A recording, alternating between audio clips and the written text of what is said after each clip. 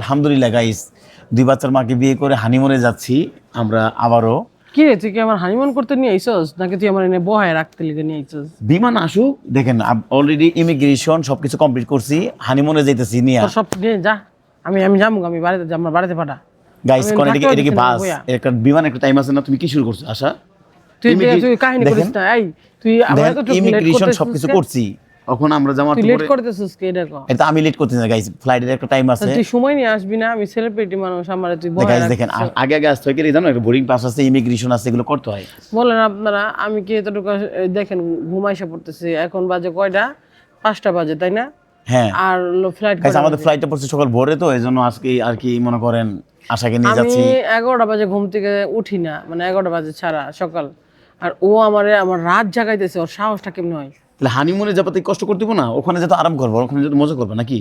তোর থাপড়ায় কারণ তুই ফাটা যেতে দরকার। গাইস দেখেন, আমি বিয়ে করে হানিমুনে নিয়ে যাবো, আর কথা শুনতে হইব তোমাকে, এগুলো আমি তোমার কাছে আশা করি না। আশা তুই যে আমার বহায় রাখছিস, আমার ইয়ার দেখেন গাইস, জানো আমরা আইছি, এই যে বোর্ডিং পাস, এই যে পাসপোর্ট, সবকিছু আমাদের রেডি, আমাদের ইমিগ্রেশন হয়েছে। তাহলে আমরা আর কতক্ষণ পরে হানিমুনে যাবো? আমি যাবো, আমি বাড়িতে পাঠাবো। আচ্ছা রাখো রাখো, শোনো, এই যে তুমি যে তোমার পোলার থেকে তুমি হানিমুনে যেতেছো, ঠিক আছে ঠিক হইতেছে কও? আমি অস্থির হয়ে যেতেছি। বলেন, আমি মানে এতক্ষণ বসে থাকা নাকি ছাট্টিখানি কথা?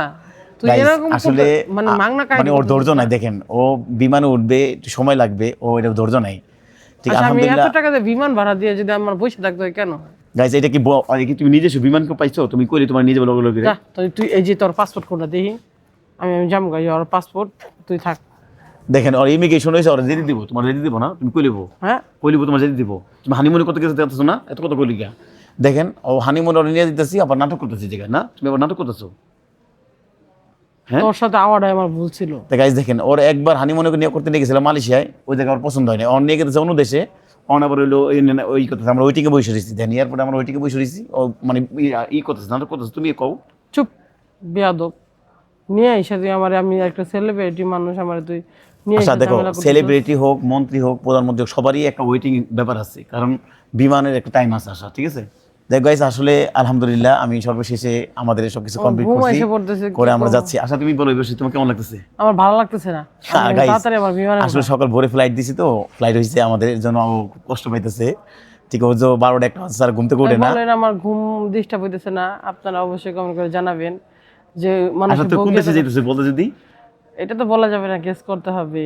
আর সবসময় আশা কি করবে এটা তো বলবে না, আশা ধামাকাই নিয়ে আসবে ইনশাল্লাহ। আপনারা গাইস দোয়া করবেন আসার জন্য। আমরা আবার দ্বিতীয়বারের জন্য হানিমুনে যাচ্ছি, আর আমাদের মাহিনকে রেখে যাচ্ছি। আমাদের খুব খারাপ লাগতেছে, তবুও রেখে যেতে হয়, বউ আর স্বামী যেতে হয় হানিমুনে।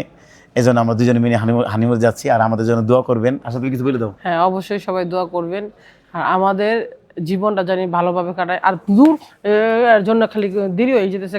গাইস দোয়া করবেন, আর আশা জানি হয়তো মানে ধৈর্য সয় না, আর আপনি ওর জন্য দোয়া করবেন। দেখেন উঠে গেছে গাইস, আপনি দোয়া করবেন।